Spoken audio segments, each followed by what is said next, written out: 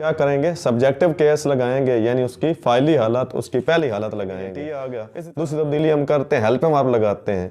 यहाँ पर चूंकि हेल्पिंग वर्ब नहीं है, वो बर्तन धो रही थी, इसमें देखिए हमारा ऑब्जेक्ट क्या है, द डिशेज। द डिशेज को पहले लिख लिया।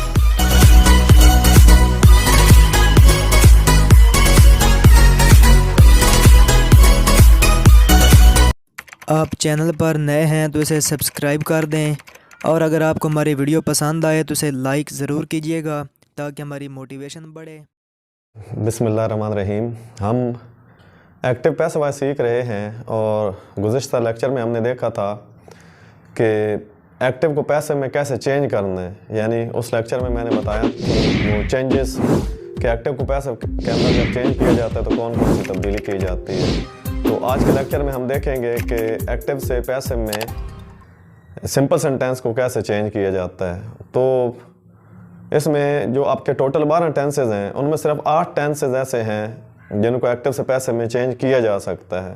ठीक है, बाकी जो परफेक्ट कंटिन्यूअस टेंस है, चाहे प्रेजेंट परफेक्ट कंटिन्यूअस हो, past perfect continuous, future perfect continuous, या सिर्फ जो फ्यूचर कंटिन्यूअस टेंस है, इनको पैसिव वॉइस के अंदर चेंज नहीं किया जाता। तो मैंने तरतीब से लिखा है कि जिस जिस टेंस को पैसिव वॉइस के अंदर चेंज किया जा सकता है। तो आज हम देखेंगे सिर्फ और सिर्फ सिंपल सेंटेंसेस के एक्टिव से पैसिव में उनको कैसे चेंज किया जाता है। तो सबसे पहले हम देख लेते हैं एक्टिव वॉइस के अंदर क्या चीज़ होती है। सबसे पहले सब्जेक्ट होता है, उसके बाद हेल्पिंग वर्ब होता है, उसके बाद मेन वर्ब होता है, उसके बाद ऑब्जेक्ट होता है। ठीक है, जब हम उसको पैसिव में चेंज करते हैं तो हम सबसे पहले क्या करते हैं, ऑब्जेक्ट लगाते हैं। यानी जो एक्टिव का ऑब्जेक्ट होता है उसको पैसिव के बिल्कुल शुरू में लगाते हैं। उसके बाद हम हेल्पिंग वर्ब लगाते हैं। उसके बाद ऊपर एक्टिव में जो भी फॉर्म हो, इधर हम हमेशा थर्ड फॉर्म लगाते हैं। उसके बाद हम प्रेपोजिशन बाय लगाते हैं, और जो एक्टिव का सब्जेक्ट होता है उसको हम पैसिव के आखिर पर लिख देते हैं, यानी उसका ऑब्जेक्ट बना देते हैं। लेकिन यहाँ पर याद रखने वाली बात यह है कि जब हम जो एक्टिव का ऑब्जेक्ट है उसको जब हम पैसिव के शुरू में ले आएंगे तो वो होगा ऑब्जेक्ट, लेकिन उसकी हम क्या करेंगे, सब्जेक्टिव केस लगाएंगे, यानी उसकी फाइली हालत, उसकी पहली हालत लगाएंगे। इसी तरह जो एक्टिव का सब्जेक्ट है उसको जब हम पैसिव के बिल्कुल आखिर पे यानी उसका ऑब्जेक्ट बनाएंगे तो वहाँ पर जाके वो सब्जेक्ट नहीं रहेगा, बल्कि वहाँ पे जाके ऑब्जेक्ट बन जाएगा और हम उसका ऑब्जेक्टिव केस लगाएंगे, यानी उसकी मफूली हालत लगाएंगे। तो पहले हम देख लेते हैं। पहला हमारा जुमला है प्रेजेंट इंडेफिनिट का, आई टेक टी, मैं चाय पीता हूँ। इसमें हमारा ऑब्जेक्ट क्या है, इसमें हमारा ऑब्जेक्ट है टी। ठीक है, तो टी को हम सबसे पहले लिखेंगे, ये टी आ गया। दूसरी तब्दीली हम करते हैं, हेल्पिंग वर्ब लगाते हैं। यहाँ पर चूँकि हेल्पिंग वर्ब नहीं है एक्टिव में, हम देखेंगे पहली फॉर्म है, पहली फॉर्म हो तो हमारा हेल्पिंग वर्ब होता है इज, एम, आर।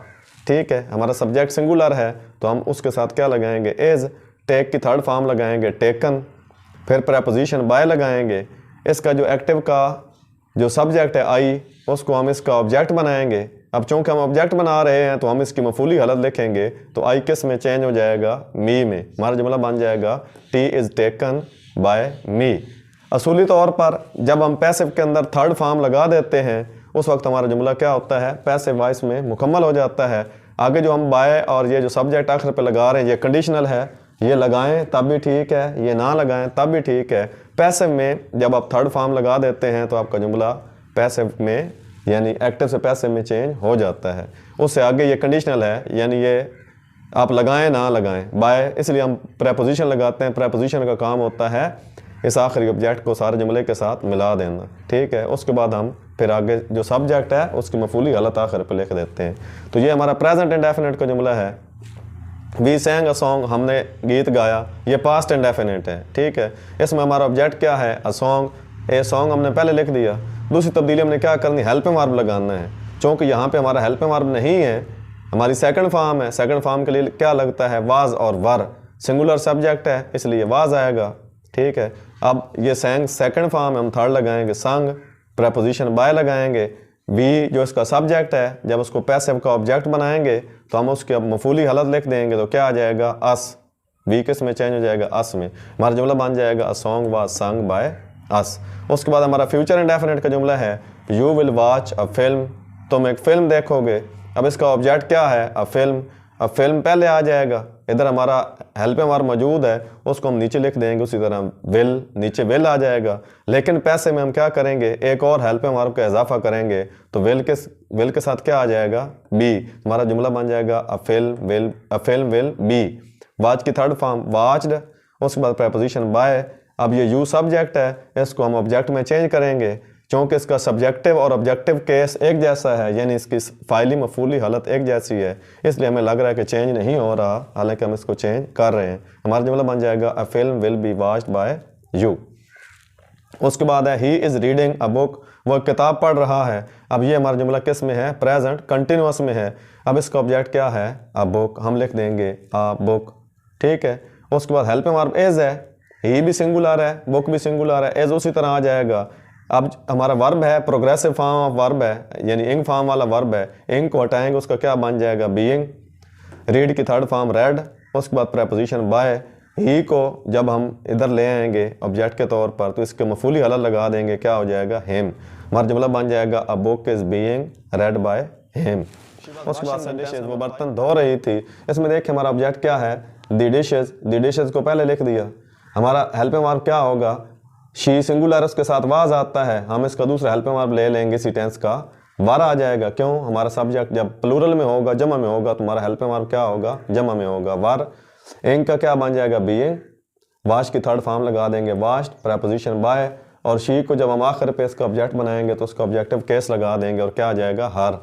हमारा जुमला हो जाएगा the dishes were being washed bye her.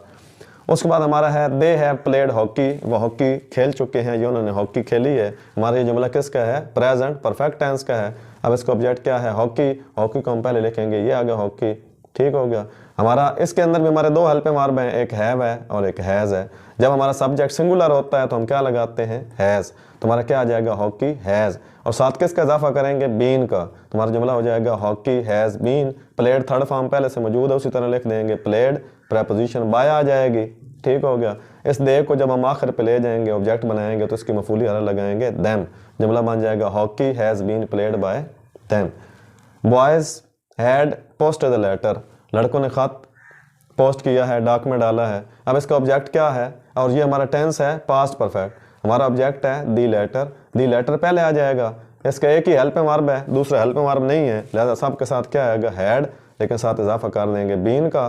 Posted third form पहले से मौजूद है, उसी तरह लिख देंगे पोस्टेड, प्रेपोजिशन बाय आ जाएगा। उसके बाद जो हमारा सब्जेक्ट है बॉयज़ को हम उसी तरह लिख देंगे आखिर पे। हमारा जुमला हो जाएगा the letter had been posted by boys.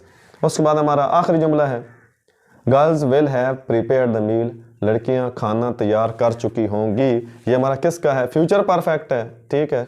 और इसमें देखें द मील जो है इसका वो ऑब्जेक्ट है, पहले आ जाएगा द मील। उसके बाद हमारा चूँकि इसमें भी हेल्पिंग वर्ब दो होते हैं, विल और शेल, और आई वी के साथ शेल आता है, इसलिए अब हमारा विल ही आएगा। द मील विल हैव उसी तरह लिख देंगे, और उसके बाद हम चूँकि बीन का इजाफा करते हैं हैव के बाद, तो बीन का इजाफा हो जाएगा the meal will have been. Prepare third form मौजूद उसी तरह आ जाएगी, प्रेपोजिशन बाय आ जाएगा। उसके बाद गर्ल्स को हम आखिर पर उसी तरह लिख देंगे, ठीक है।